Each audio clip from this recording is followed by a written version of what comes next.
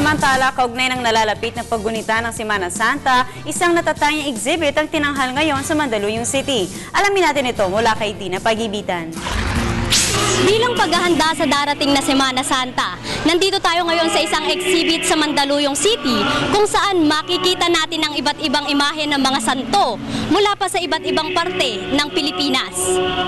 Sa pagsasama-sama ng iba't ibang grupong magsasanto, nabuo ang pagdiriwang ng exhibit na ginagawa na taon-taon. Isa lamang ito sa mga aktibidad ng mga grupo tulad ng Primera Salida, Hermandad de la Sagrada at marami pang iba para sa Holy Week na nagpapakita kung gaano katibay ang pananampalataya ng isang Katolikong Pilipino. Ito ay nilalahukan din ng marami nating kababayan. While going around, parang lumilipad ng isip mo na ito pala yung nakasulat sa Biblia na ganito, na ganyan. No? It's a walk through history.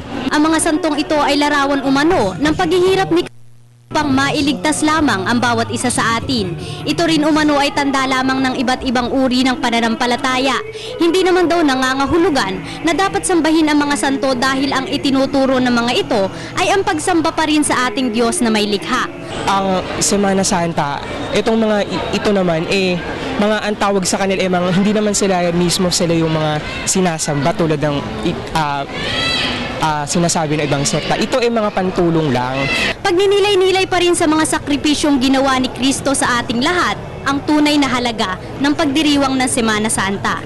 Tatagal naman ang nasabing exhibit hanggang March 9. Para sa Telebisyon ng Bayan, ako si Dina Pagibitan.